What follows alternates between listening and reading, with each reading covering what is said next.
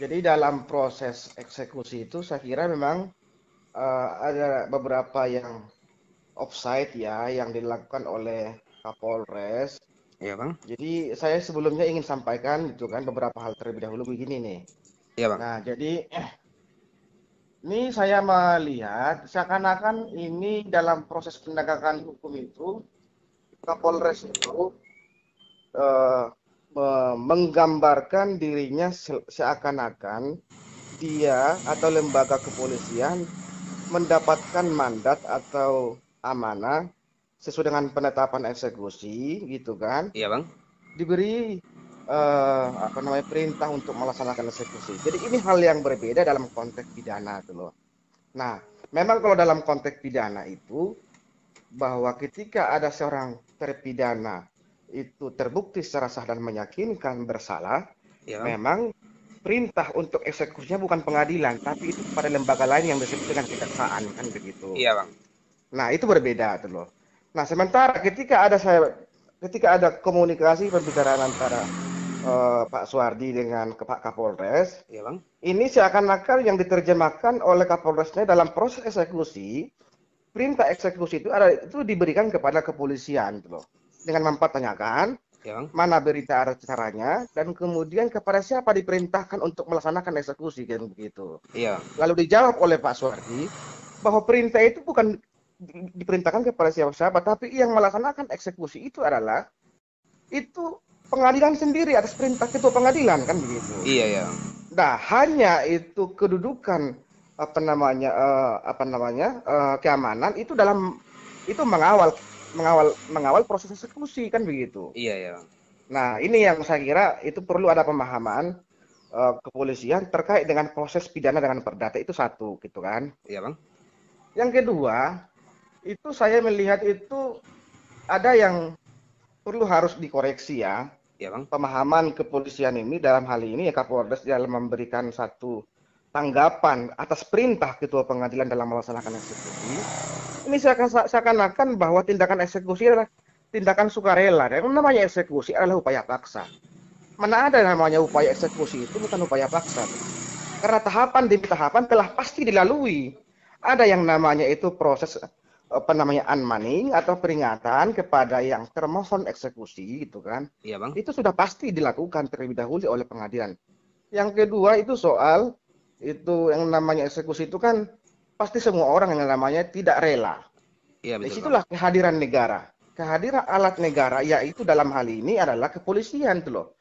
Nah, ketika kepolisian masuk dalam suatu ranah kebijakan yang bukan domainnya, di mana domainnya di situ adalah ketua pengadilan untuk menyatakan eksekusi kapan, bagaimana pelaksananya, dan bagaimana proses pelaksanaannya. Itu domain ketua pengadilan kan begitu. Iya betul bang. Nah, ketika kepolisian kemudian dengan sekonyong-konyong ketika dalam pelaksanaan eksekusi, Kapolres kemudian seketika dia mengatakan penundaan tanpa ada satu produk hukum pun proses penundaan itu Iya. juga melanggar dan melampaui batas kewenangan kan begitu.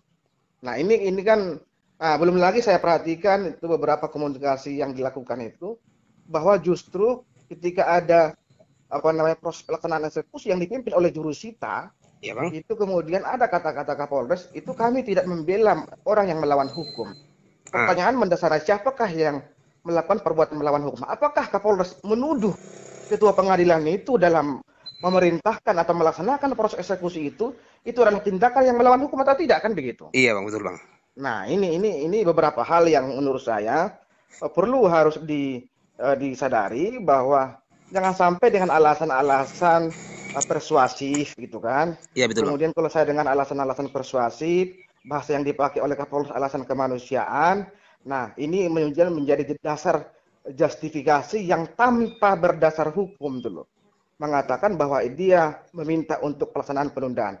Kalaupun ada pelaksanaan penundaan, bukanlah itu kepada si pemohon seharusnya dilakukan itu loh Iya iya atau bang. diajukan. Seharusnya kalau penundaan itu disampaikan sebelum pelaksanaan eksekusi karena ada rakor namanya.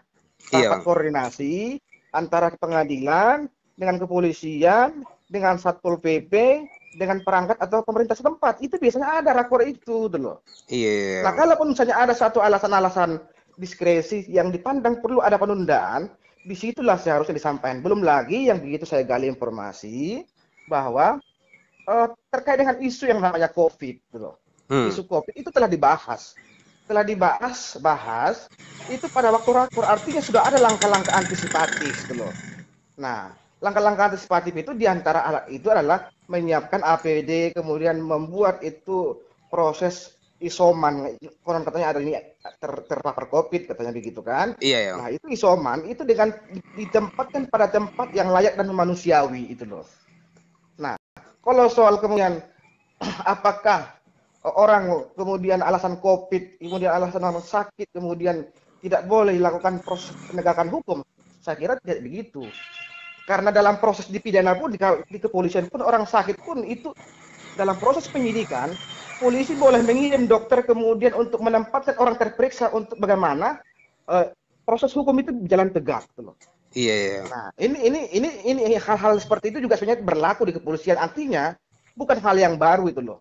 Alasan kemanusiaan itu bukan alasan yang dapat ditempatkan dalam kasus ini kecuali alasan bencana alam. Ya, alasan meletusnya gunung berapi. Maka hukum itu kadangkala itu bisa dikesampingkan kan begitu. Iya betul Bang. Itu konteksnya berbeda itu loh. Nah ini yang saya maksud. Ini malah saya curiga ini Kapolres ini sebenarnya ada motivasi apa dalam kejadian ini itu loh. Nah ini kan bagi saya ini ganjil. Layaknya polisi itu adalah mengamankan proses putusan pengadilan itu loh. Mengamankan putusan penetapan pengadilan. Bukan untuk bahkan melakukan satu itu namanya pembangkangan hukum terkait dengan perintah putusan pengadilan. Ini hancur negara ini kalau cara berpikirnya begini itu loh.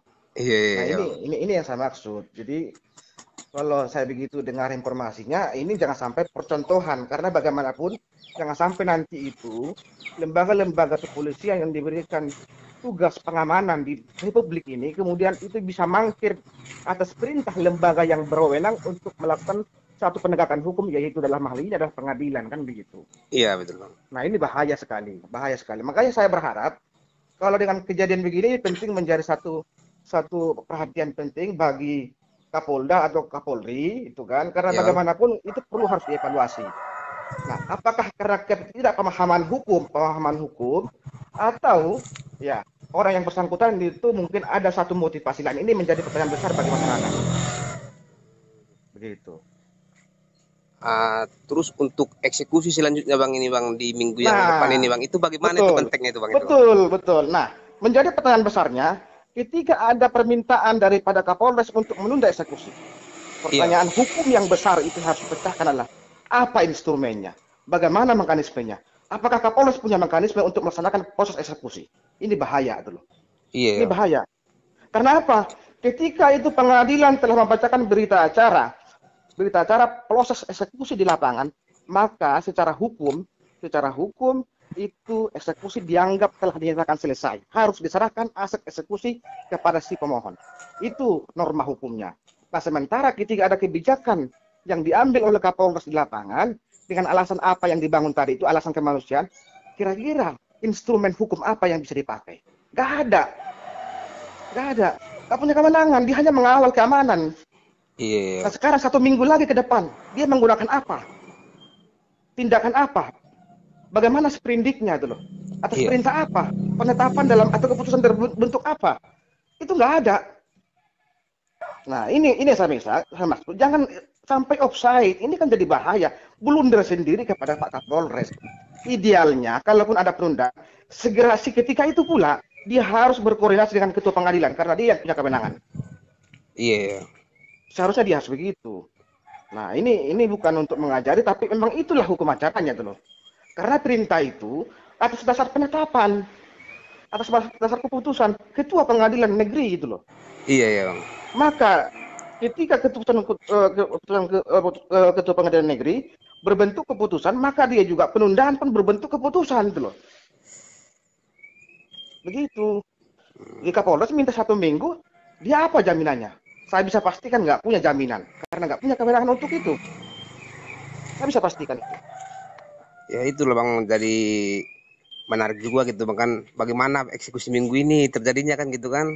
Iya. Apakah lebih berbahaya kan gitu Bang? Lebih berbahaya. Karena apa? Ketika kemudian Kapolres menjanjikan itu akan ada pelaksanaan eksekusi 1 minggu lagi, pertanyaan hukumnya siapa yang melaksanakan eksekusi itu? Iya. Pengadilan sudah selesai. Dia mengatakan pengadilan telah melaksanakan eksekusi sesuai dengan pembacaan berita acara eksekusi oleh jurusita. Nah, memang sudah seharusnya polisi dalam hadir di situ dalam proses eksekusi itu mengamankan dan kemudian menyerahkan aset tereksekusi kepada si pemohon. Itu yang seharusnya dilakukan. Tapi faktanya itu Kapolres hadir di tengah-tengah masyarakat, bukan malah untuk mengamankan sebuah keputusan pengadilan, lalu kemudian membiarkan itu polemik di masyarakat, terjadi gesek-gesekan, gitu kan? Iya, Nah Bang. ini yang fatal. Terjadi gesek-gesekan, yang terjadi justru cipta kondisi. Kalau saya bilang itu cipta kondisi. Nah kemudian dia mengambil keputusan secara sepihak, meminta penundaan 1 minggu lagi. Nah sekarang pertanyaan hukumnya siapa yang melaksanakan eksekusi 1 minggu lagi itu? Ini kan bahaya itu. Ini justru itu melecehkan sebuah keputusan pengadilan yang notabene adalah sebuah lembaga resmi, sebuah alat lembaga yang punya kewenangan untuk menjalankan suatu tugas-tugas kenegaraan, yaitu dalam penegakan hukum. Pelecehan hukum kalau begini. Nah, kita lihat sendiri aja. Apakah Kapolres bisa melaksanakan itu? Apakah Kapolres punya kewenangan itu? Iya, iya, Bang. Gitu loh. Kecuali ada laporan hukum, laporan pidana itu pun itu kalau ada laporan. Nah itu kan misalnya laporan pidana misalnya karena dipandang oleh si pemohon aset itu telah berpindah atau telah beralih kepada si pemilik sertifikat itu kliennya Pak Suwardi, lalu kemudian orang yang bersangkutan masih ada di situ, kemudian dengan laporan memasuki lahan atau pekarangan tanpa izin dengan dalil tuduhan pidana yang demikian, kemudian polisi untuk kemudian melaksanakan tindakan-tindakan proses hukum pidana gitu loh. Iya, Nah iya. itu kan sangat jauh. Itu bukan konteks eksekusi itu. Nah ini kan judulnya adalah eksekusi. Yang ingin saya sampaikan bahwa yang namanya eksekusi itu tidak dalam konteks bicara kemanusiaan. Contoh nih, kalau bicara kemanusiaan, ada perintah pengadilan untuk eksekusi mati orang. Lalu juru 11 orang itu Iya, lalu Bang. alasan kemanusiaan, kemudian dia mangkir untuk perintah menembak. Bolehkah begitu? Itulah Bang Nggak boleh. jadinya. Perintah hukum, perintah negara itu loh. Iya, iya. Nah, misalnya ini ada juru tembak, eksekusi mati narkoba, eksekusi mati kasus terorisme misalnya. Iya. Lalu kemudian atas perintah pengadilan untuk melaksanakan eksekusi mati, lalu polisi yang diperintahkan diberikan tugas untuk melaksanakan eksekusi mati, kemudian alasan kemanusiaan, lalu kemudian mangkir untuk melaksanakan tugas. Boleh tidak? Nggak boleh. Nah, kira-kira begitu. Namanya eksekusi itu adalah bukan soal perasaan tuh loh. Iya, Karena iya. udah dibicarakan jauh-jauh hari gitu loh. Udah ada unmanning, ada peringatan dari pengadilan, diundang para pihak untuk agar menyelesaikan isi putusan itu secara sukarela, tidak bertengkar, tidak selalu baik-baik, kan begitu. Iya, iya, Bang. Nah, ketika itu tidak terpenuhi, maka mau tidak mau pilihannya adalah eksekusi. Itu namanya upaya paksa tuh loh. Diundanglah para pihak, diundang polisi, diundang kemudian Satpol PP dan sebagainya tuh loh, untuk membantu pengamanan dalam proses eksekusi yang dilakukan oleh pengadilan, bukan yang dilakukan oleh kepolisian. Iya, iya, Bang, ya. Polisi itu bukan eksekusi, dia hanya mengamankan gitu loh. Gitu loh, Bang. Itu loh jadi kita pun jadi menarik gitu banget kok dari Ah, Kapolres yang menunda gitu kan. Dia kan hanya di situ kan sifatnya kan pengamanan gitu, Bang. pengamanan. Dia dalam kapasitas bukan dalam kapasitas mengambil kebijakan, bukan. Iya, kecuali ada kesepakatan antara termohon dan ini gitu Bang kan yang sudah disepakati Pemohon oleh dan termohon Kapolres. eksekusi itu pun Nah, harus disampaikan kepada ketua pengadilan karena perintah ketua pengadilan itu nggak boleh dihalang-halangi itu loh.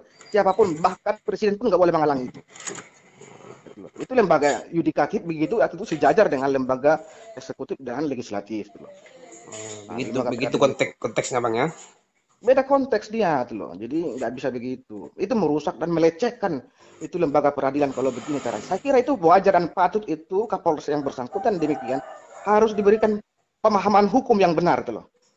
Nah, harus perlu ada evaluasi yang serius karena bagaimanapun itu presiden buruk ke depan tuh loh. Iya, Bang, ya. Jangan sampai ini percontohan itu nanti beberapa kantor-kantor kepolisian lagi di Republik ini.